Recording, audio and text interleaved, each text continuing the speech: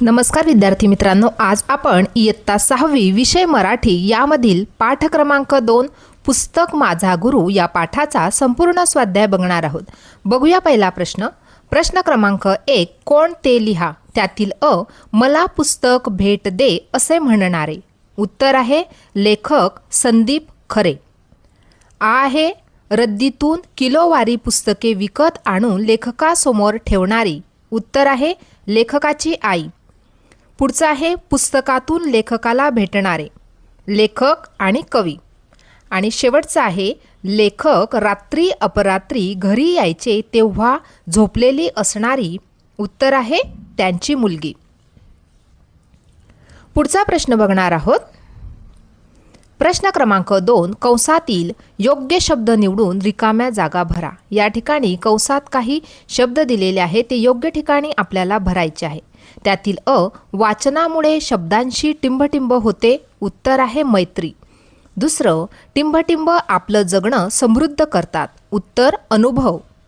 पुढचं आहे माझ्या बऱ्याच कविता या मला आलेल्या अनुभवांचे टिंबटिंब आहेत। उत्तर आहे प्रतिबिंब। आणि शेवटचं, गुरुबद्दल नेहमी टिंबटिंब आणि आदर असावा।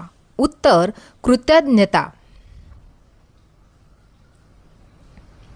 पुढचा प्रश्न आहे प्रश्न क्रमांक 3, 2 ते 3 वाक्यात उत्तरे लिहा। त्यातील अ, खेळणी विकत घेण्यापेक्षा पुस्तक विकत घेणे लेखकाला का आवडायचे। उत्तर, लेखकाची लहानपणीच पुस्तकांशी मैत्री झाली होती। वाचनाचा वेग चांगला असल्यामुळे पुस्तके पटकन वाचून पूर्ण व्हायची, म्हणून त्यांना खेळण्यापेक्षा पुस्तक विकत घेणे आवडायचे। पुढचा प्रश्न बघणार आहोत। कविता लेखनाबद्दलचा लेखकाचा बालपणीचा अनुभव तुमच्या शब्दात विशद करा। चौथीला असताना कवीला पहिली कविता सुचली। ती सगळ्यांना आवडल्याने त्यांना बक्षीस मिळाले। हळूहळू शब्दांशी दोस्ती झाल्यावर ते कविता लिहू लागले। कधी एका दिवसात 3 तर कधी 3 महिन्यातून 1 कविता लिहायचे।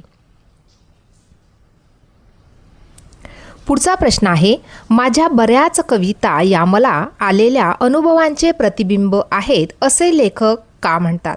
उत्तर, लहान मुलीला वेळ न देऊ शकल्याच्या अनुभवातून लेखकाने दमलेल्या बाबांची कहाणी ही कविता लिहिली, म्हणून लेखक असे म्हणतात। पुढचा प्रश्न आहे लेखकाने पुस्तकांना गुरु का मानले, याविषयी विचार स्पष्ट करा।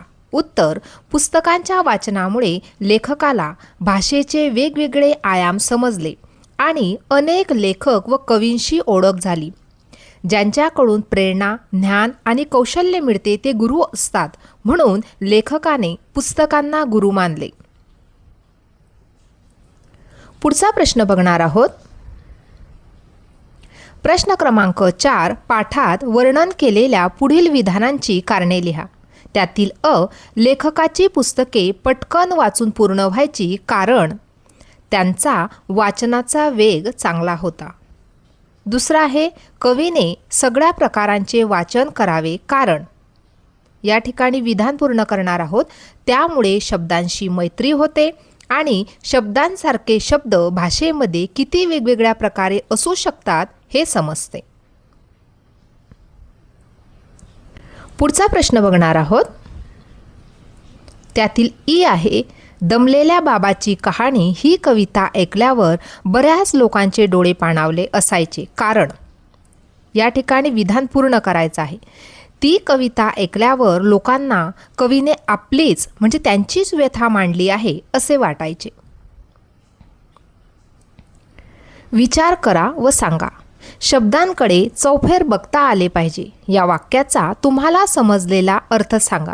उत्तर, खूप पुस्तके वाचल्याने शब्दांचा लढा लागतो आणि शब्दांचे व भाषेचे वेगवेगळे आयाम किंवा पैलू समजतात, म्हणजेच एकाच शब्दाचे विविध अर्थ व छटा समजून घेणे हा शब्दांकडे चौफेर बघता आलं पाहिजे याचा अर्थ आहे। पुढचा प्रश्न आहे लिहिते होऊया। तुम्ही वाचलेल्या पुस्तकांपैकी एका पुस्तकाबद्दल तुमचे मत व्यक्त करा व सारांश रूपात वहीत लिहा। पुस्तकाचे नाव आहे श्यामची आई. लेखक आहेत साने गुरुजी. आपण थोडक्यात मत व सारांश लिहिणार आहोत. हे पुस्तक मातृप्रेमाचे आणि उत्तम संस्काराचे मूर्तिमंत उदाहरण आहे. अत्यंत कठीण आणि गरिबीच्या परिस्थितीतही श्यामच्या आईने त्यांच्यावर केलेले स्वावलंबन, प्रामाणिकपणा आणि स्वच्छतेचे संस्कार यात अतिशय हृदयस्पर्शीपणे मांडले आहेत. मनाला घाण लागू नये म्हणून जप हा या पुस्तकाचा मुख्य संदेश आहे. आईचे अपार कष्ट आणि तिची शिकवण वाचताना वाचक भावुक होतो. खेळूया शब्दांशी. दिलेल्या अक्षरांचा योग्य क्रम लावून अर्थपूर्ण शब्द तयार करा व लिहा. अ दिला आहे दी, वा, ढ, स आणि व. या ठिकाणी ही जी अक्षरे आहे योग्य क्रमाने जर लावली तर अर्थपूर्ण शब्द बनला वाढदिवस. दुसरा आहे ल, था, ग्र, य. योग्य शब्द आहे अर्थपूर्ण शब्द ग्रंथालय. पुढचा आहे च, म, त्र, आ आणि री. अर्थपूर्ण शब्द आहे आत्मचरित्र. पुढचा आहे ग्र, ता, ह, क, स, वी. अर्थपूर्ण शब्द आहे कविता संग्रह. पुढचा प्रश्न.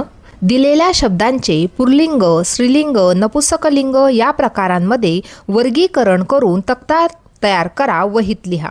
या ठिकाणी कंसामध्ये काही शब्द दिलेले आहे, त्यांचे आपल्याला पुल्लिंग, स्त्रीलिंग आणि नपुंसकलिंग या प्रकारांमध्ये वर्गीकरण करायचे आहे. बघा या प्रकारे या ठिकाणी कंसात काही शब्द दिलेले आहे. त्यातील पुल्लिंग शब्द कोणते तर लेखक, डोळे, बाबा, वाढदिवस, लढा, अनुभव, कार्यक्रम आणि जन्म.